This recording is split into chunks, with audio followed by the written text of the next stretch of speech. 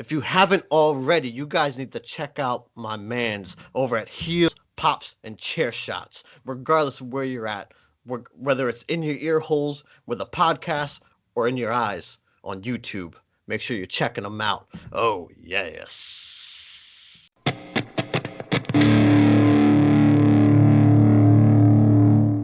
Welcome back, Wrestle Nerds. Victor Villain here. Let's see who's making their way to the ring. Old School Joe. JP Savage, you already know.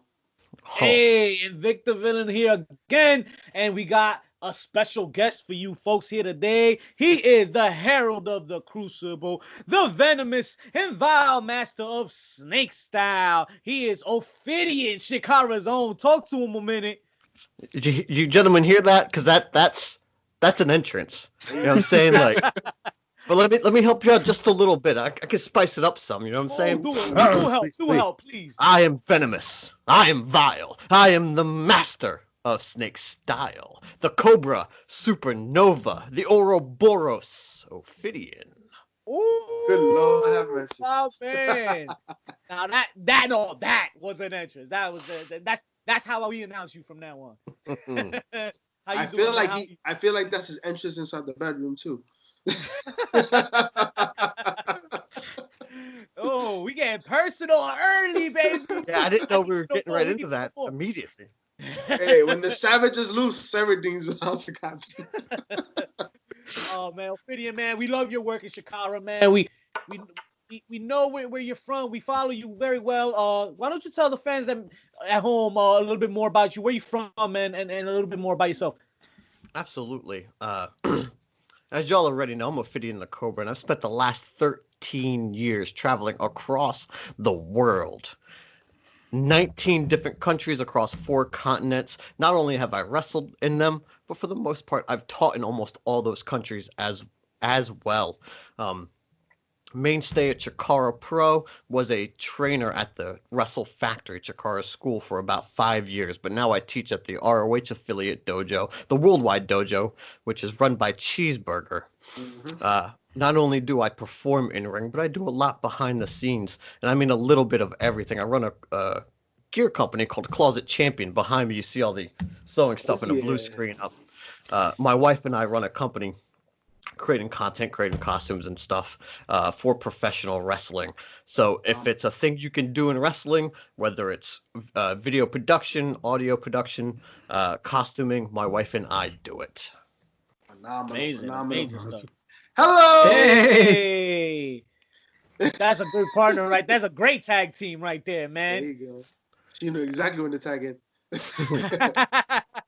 So, question for you. I mean, that sounds like a remarkable experience. I mean, you really have crossed that boundary between just being a performer. You, like you said, you also are instructing, and even all those countries that you have been able to perform at, you've been able to instruct over there as well. Where did that desire to go in that route?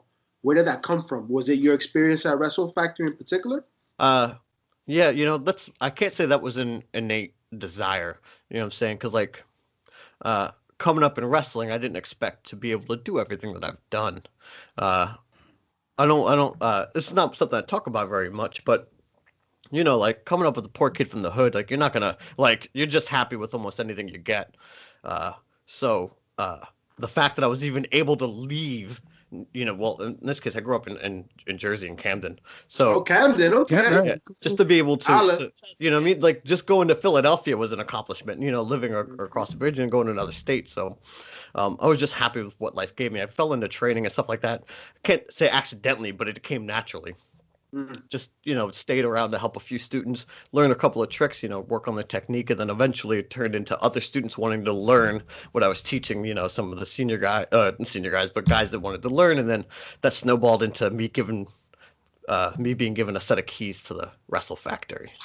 It actually genuinely happened naturally, and now it's my favorite thing to do. I love it just as much as I love teaching, just as much as I love performing. Wow. We followed you for a few bit now. We know we've been to the Shikara Wrestle Factory. We've taken some bumps there actually. We know the hard work and dedication that people put in at that school, and it's funny, man, because you are just you do researching you was an easy thing to do because you were just so much more detailed in yourself, in your self promotion. Your self promotion is so amazing that anybody that reads into you can easily decide right then and there that they're interested in you or not, and most likely than not, they're gonna be interested. I mean, you got a heavy resume, man. You work with the likes of Yokozuna, Kevin Owens, Sami Zayn. Tell me what those experiences must have been like, man.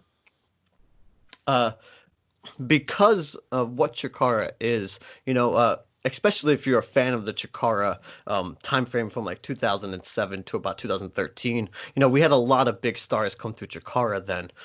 My going a step even before that, the people that trained me, Mike Quackenbush, Claudio Castagnoli, who was Cesaro and WWE, Chris Hero, who became Cassius Ohno in NXT, and Sarah Del Rey, who was Sarah Amato, the assistant head trainer at NXT. That alone in itself, I've been given an opportunity that most people would never have, or I can't say it was given to me, right? I've earned that chance to train with those people and work with them. And because of that kind of talent teaching, it drew that kind of talent to the company. So I got to work with, Brody Lee. I've got to work with Kevin Owens, and I don't know whatever happened to that El Generico guy after he went to Mexico. But, and even working with guys like Akibono. And for me, somebody who I really wanted to work with was Hidaka when I was over at 01 in Japan. There's just so many good names. It's been great. I've had a hell of a ride so far in professional wrestling, and it's only continuing. You know what I'm saying? I get to tour the UK constantly, work with a lot of great British talent. And a lot of good European talent in general, not just British, and still get to work some of the greats, even places like GCW, most recently working like Jake Atlas and Nick Gage and guys like that. Yeah. Wonderful. I was watching the Johnny Kidd Invitational, the 2019 that just happened. Well, not just happened. It's been a couple months now already. Jeez. And I love kind of the feel and the style of the tournament, and in particular your style. It looks like it's very very heavily influenced by the old World of Sports style that was kind of Johnny Kidd style as well. Is there anyone on the European scene or the UK scene that you would like to, that you haven't already competed with, that you would like to?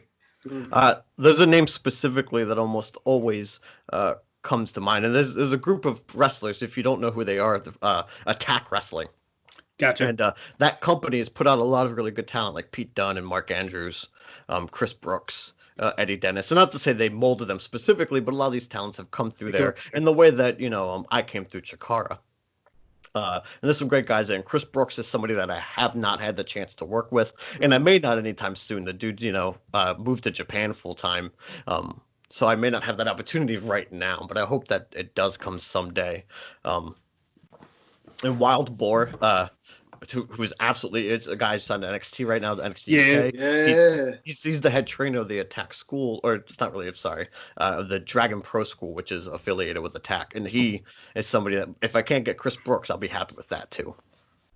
Whew. That would be a banger. Yes. That British style, man, I'm a big fan of. There's nothing that is as clean and as smooth as that stuff, man. The World of Sports style is... I'm glad you said that, man. Because speaking of style, man, I'm excited to unbox your style here, man. Because I watched the stuff. I've seen your highlights. My God, the hallucination. Oh man, Vic, talk to me about that, man. Do you not learn your lesson? You don't unbox a snake. You don't, especially not a cobra. Come on, man. What are you doing? Hey, man, dangerous territory. Especially one from Camden. Come on now, we can take the worst. Yeah, man, quite a few. What do you guys know about Camden? What y'all know about Camden? Shout out to Royal Money. Royal Money. Took us around the hood. Hell of an aquarium.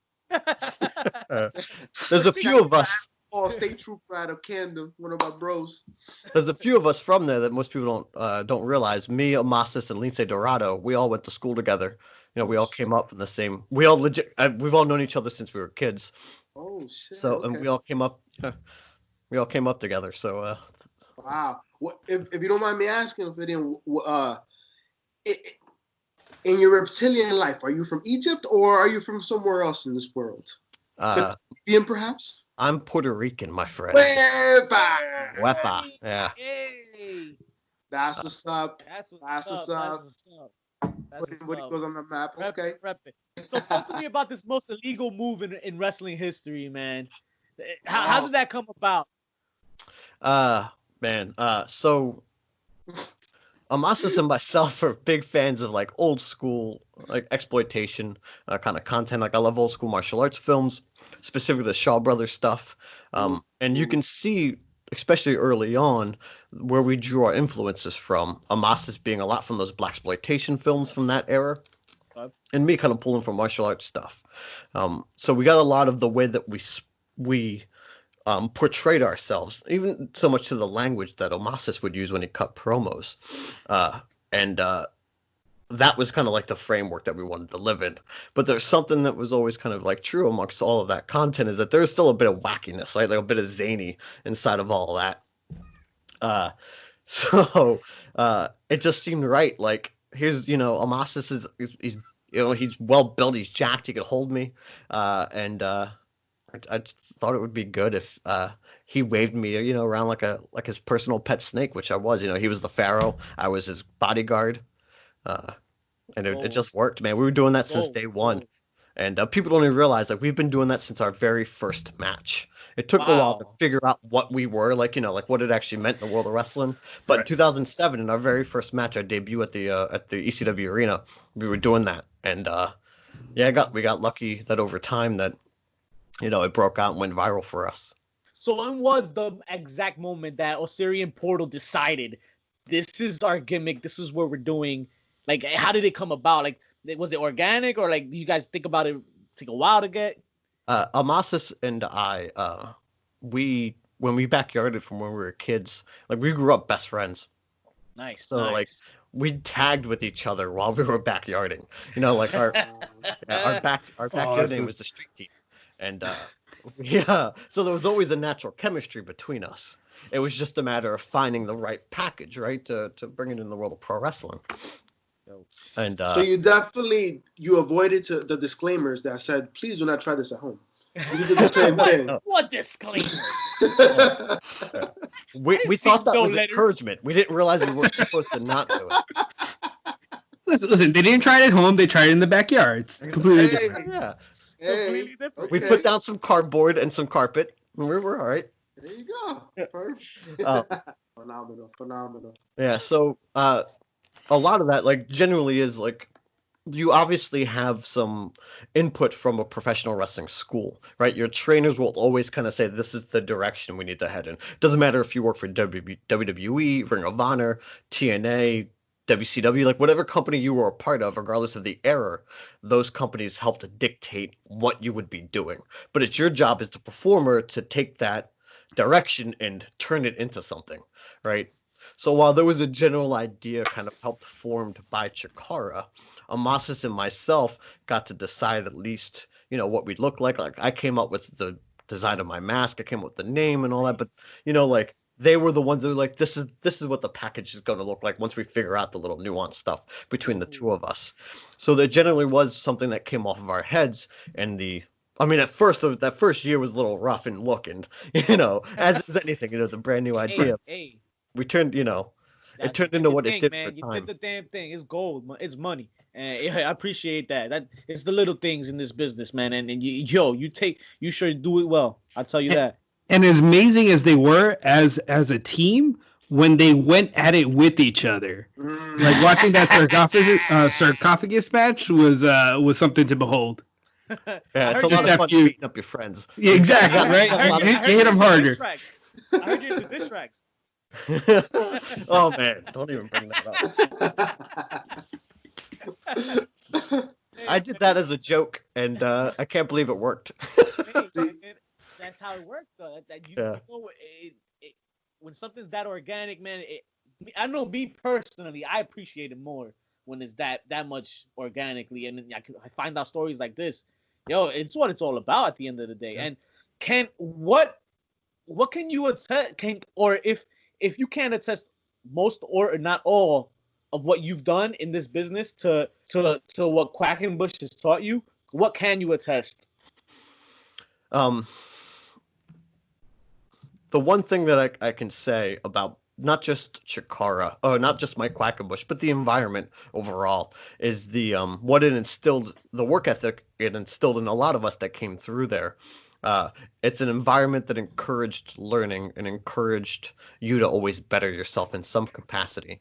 And I might have discovered some of these things on my own. You know, like I can't say that I wouldn't have gotten here eventually, but because of that environment, it encouraged me to learn the video production more so than what I already knew, right? It encouraged me to become a gear maker, to help out, you know, like, oh, this person fell through, we don't have this anymore. I'll learn it. I got you. I'll figure out how to get to that endpoint. You know, it made me want to become a leader in that locker room and a leader within the wrestling industry overall. You know, at least a resource. You know what I'm saying? Because I can't say this one person is leading all of us, but to be a resource for everybody was something that eventually became real important to me. And I don't think I would have gotten there as quickly if it wasn't for guidance from places like that and from men like him. You know, like the work ethic of these guys, and like from any of the guys that helped train me, is insane. You can see where it's gotten them, and yeah. What was that?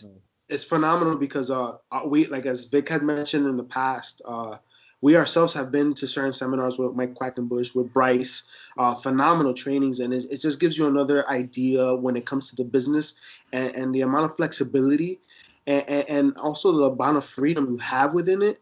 And talking to you, I can tell like you've really taken hold to that and heed to that, and you've paid your dues on top of that to get to this point. I mean, the fact that you look right behind you, the factory you pretty much have to create unique costumes. And that's something in our entire experience of being a podcast and a part of this world, every wrestler, every promotion we've got in contact with, that's one of the things that's in need the most is actually quality gear.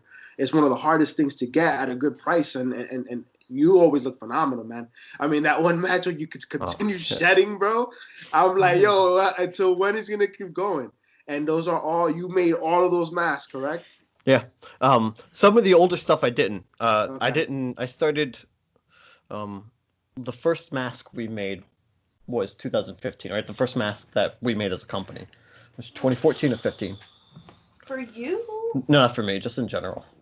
2014. Yeah. 2014. 2014 was our first, first mask for the students. But and the now first mask that you made was 2017. was 2016. 2017. Yeah. I was the one making everything until you came on then. We took over the production right in that way. So every single Wrestle Factory graduate, regardless of who you are, has to get gear from myself or my wife from our company. Man. And once I allowed myself to kind of jump into wrestling full time, du savais. Once I got to the point where, you know, wrestling was able to make me money, to make an income off of it full time, that's when I took on the gear making aspect as well. Because especially in a time like this right now, you know, when we can't be at our normal jobs, or in my case, this is my job, I still have a way to produce income for my family, right?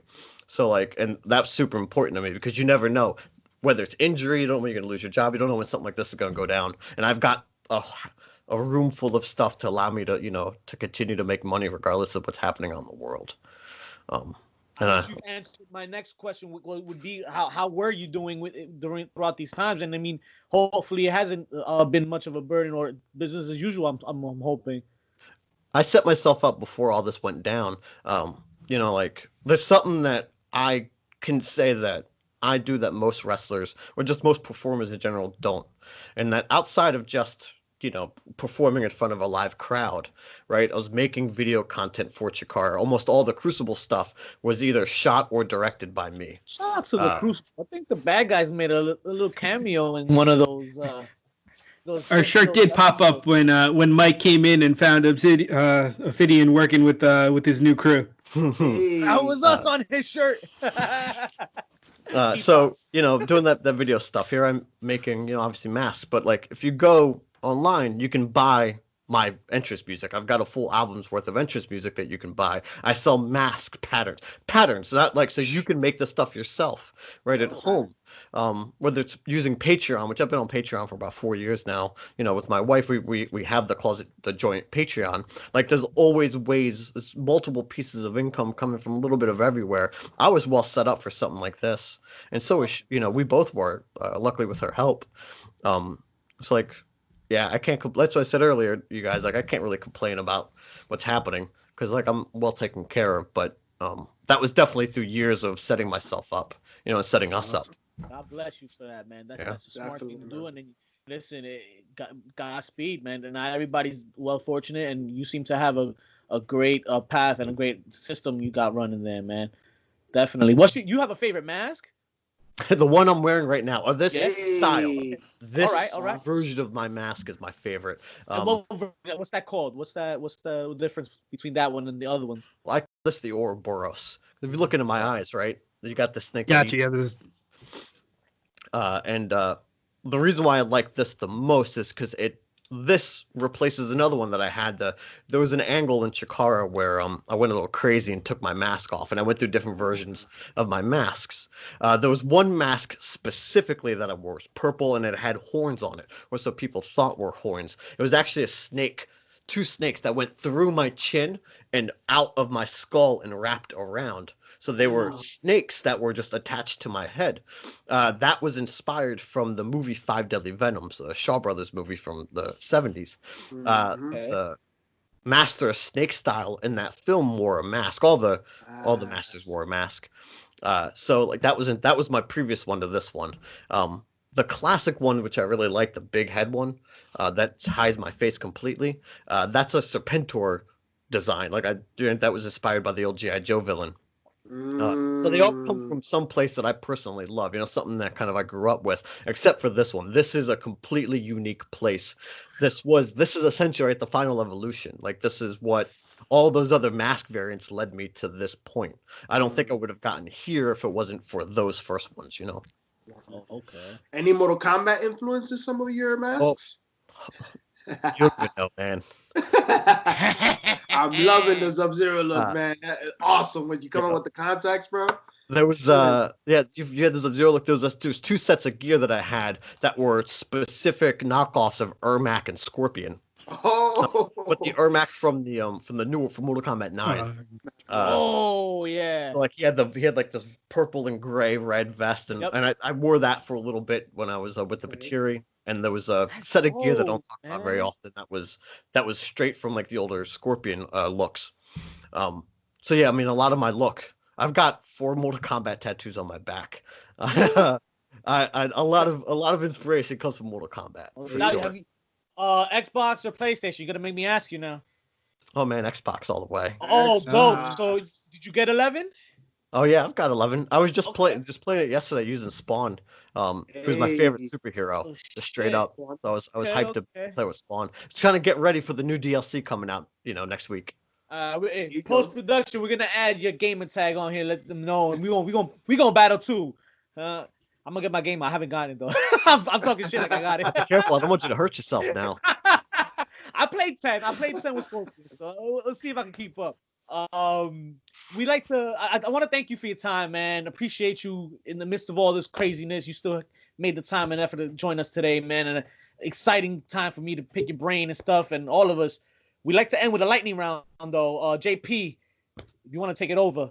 Absolutely. We're going to do a round of chair shots, and essentially what's going to happen, I'm going to ask you a series of questions, and we'd like for you to answer with the first thing that popped into your mind. It's just to pretty much bang, bang, bang, bang, bang. Round of chair shots, all right?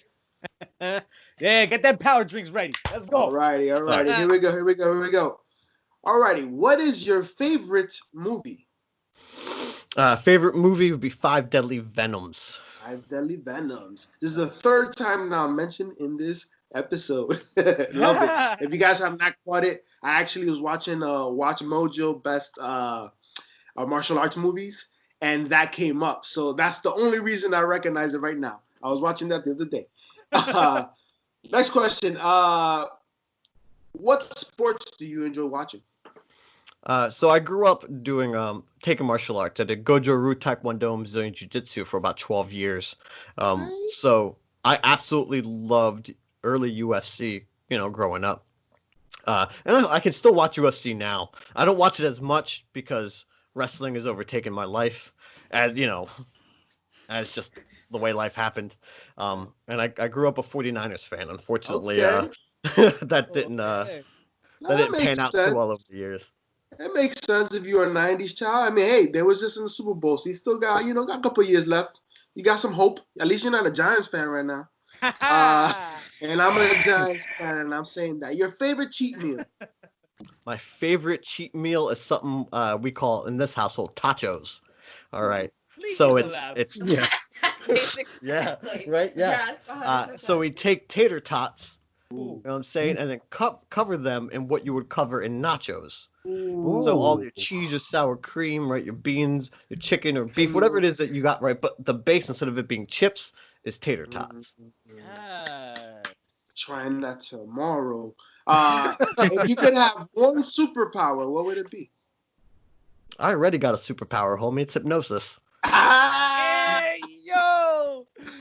Thanks. I'll stay stunned on that one. Worst purchase you've ever made? Worst purchase I've ever made. I once ate a sandwich from Jimmy John's, and that was probably the worst thing I've ever eaten in my life. I posted legit when it happened. I posted a photo on the internet of it. It was like a single slice of ham. I mean a piece of lettuce. I mean like a piece. Like it was somebody ripped off a little quarter. Like, when magicians do a magic trick and they make you take off a quarter of a card, that's how much lettuce was on the sandwich. Oh my god! It's like a Hedberg fucking segment. Yeah, I opened it up when I got home and was heated. Like, how was that? What was I supposed to do? You know what I mean? That's not a sandwich. That's a snack. And you never thought you would be mad about the lack of lettuce in your sandwich. You know what I'm saying? Like. I would have been less mad if there was no lettuce, but you disrespected me. Was it chopped cabbage or was it like lettuce leaves? No, it was not even. There was just that tiny little piece. It was like a scrap. Disrespect. Yeah. Exactly. Wow. I'm gonna continue. Sandwich it right now. Favorite Halloween costume? Surprise! It was like a horrifying moment in your life. Favorite Halloween costume I've worn, or like favorite Halloween costume in general? Like both. Something. Okay.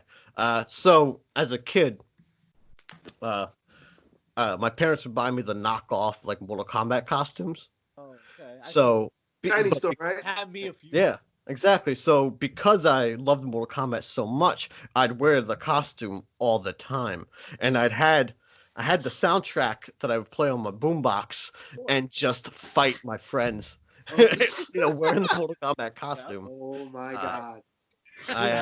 You must have spazzed out when the movie came out in theaters, the first one, right? You have no idea, man. Because I remember coming out of there, fucking jump kicking and roundhousing in the middle of the street, for no reason. So I can only imagine yourself. I was already in martial arts as a kid too at that point, so you just gave me fuel to beat the ever-living life out of my younger sisters.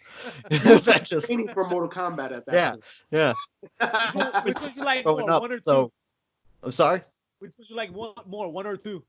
Part one. I mean, part two has got there's fun to be had and making fun of it. Yeah. You know what I'm saying? But part one. I can't wait till the next one though. They teased a couple things. I don't know. Michael J. What happened with that? There wasn't a YouTube special.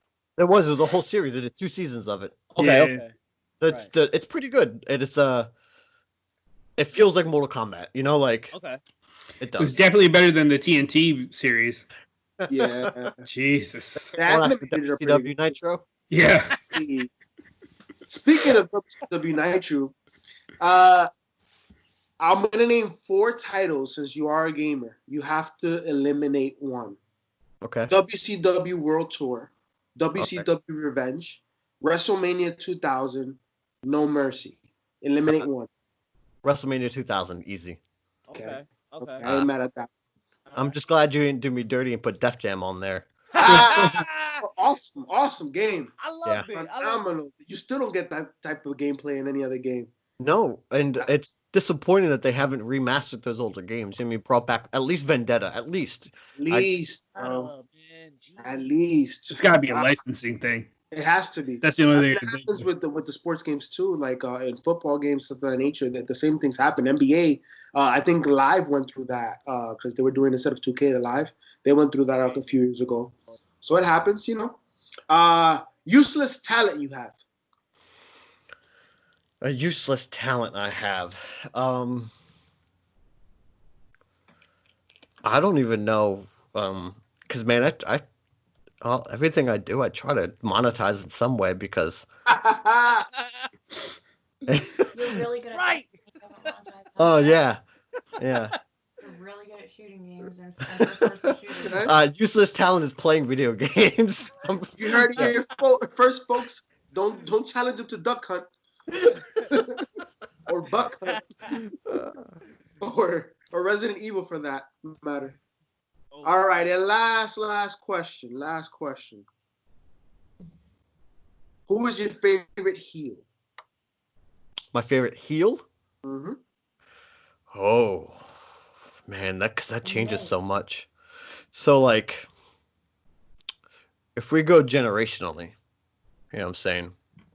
So, old school heel as a kid, and I'll go through different ones because, like, you got me on a something like that. I can sit here. That was the question. Let's go. Great one.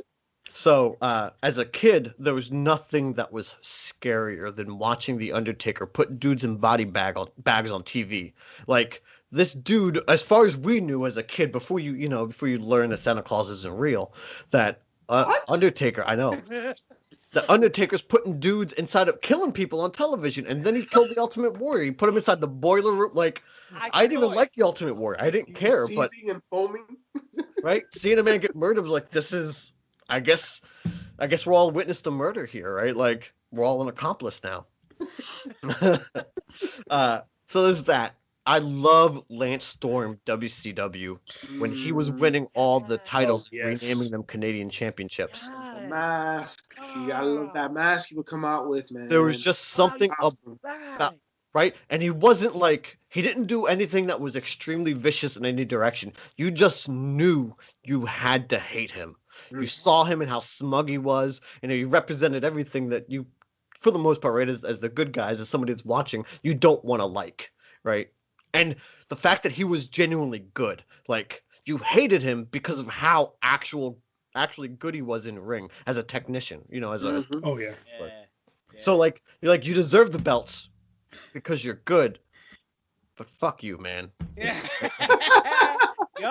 That's what made him like that. Took me back. Right? It was a joy to watch him in that way. You know, now I will. Every time he came down, you just had to respect him. You just knew, like, this dude's flawless. Yeah. One of the hidden gems in WCW's heyday, man. Absolutely. Nobody really talks about that. The up until he put Hacksaw Jim Duggan in the Canadian stable. That's right. Going great. That was what was the hardcore title? That was it. It was like the Saskatchewan Hardcore Invitational title. Yeah, he renamed it to something like that. And I think current generation, and this is like, there's guys that live on the indies that are really good heels. But I think current generation, and this is with 100% truth, no exaggeration, The Miz. Just like, hands down, The Miz is somebody that when you need him to be detestable, like, he is, like, Daniel Bryan. Yeah, like, you can genuinely just kind of go, like, you don't want to change the channel kind of bad guy, but you're just like, oh man, you want to see somebody just punch him in the mouth, you know? But then also, like, when going up against Daniel Bryan, he's a heel that can say that real shit, you know what I'm saying? That you're like, this is why we hate you, because, like, my man didn't need to hear that right now. Like, I know you're speaking truths, but that's not, now wasn't the time, man. Great picks. Yeah. So, like, Miz has a lot of respect from us, man. That's the reason why he's had the longevity he's had, because his character, when he's the best as a heel, and when he's on, bro, on the mic, Like he just eviscerates people. So he's phenomenal. Yeah. Just naturally despicable. Like you just. You can't teach that. I don't know. Cannot. Ophidian, man, I want to thank you again for your time, man. Thanks for being with us. Thanks for joining the bad guys. Anything you want to plug, man? Anything you need to let the fans know about? You got anything coming up? Absolutely. So I started a new YouTube channel that I mentioned a little bit earlier. We're showing people how to make what we make. I want everybody, because I want to be a resource, and I didn't have that resource coming into wrestling, so I want to make sure other people do have that. It's hard to find that kind of stuff online. So if you don't know how to make masks, I got you. You know what I'm saying? My YouTube channel is @ClosetChampion, and we also do a lot of other stuff, but right now the big focus is on masks. If you want to know more than just what's on YouTube, I got a Patreon at patreon.com/closetchampion, where we go more in depth about that stuff. And also just the behind the scenes in general on how we work, what we do, what it's like to be an independent artist coming up, in this time period. Of course, you can follow me across all social media at Ophidian Cobra. Doesn't matter what it is. YouTube, Twitter, Facebook, Instagram, Xbox Live. I'll screw you on Mortal Kombat. Don't worry. Dale. Talk to him. And then if you know what I'm saying, if you got IWTV, you can catch me on Saturday mornings right now on Chikara's Action Arcade, where my Crucible's taken over. Hey. And of course, Pro Wrestling Tees, What a Maneuver. You can catch me on either one of those and pick up some T-shirts and stuff from there. Thanks again, man. And hey, man, it was a pleasure. We hope to have you back again as soon as we can, man. And hopefully this whole thing clears up and we can go out to make some shows. Anytime, gentlemen. Feel free to have me back. Man. Many blessings, man. Honestly, and spending this time with you, man. Much respect. And, I always say a person that is passionate about what they do, but most importantly is able to bestow that knowledge upon others is a blessed man. And you, sir, are a blessed man. Thank you for what you just mentioned you're doing to help grow the wrestling world, the community that we all love and share. Thank you.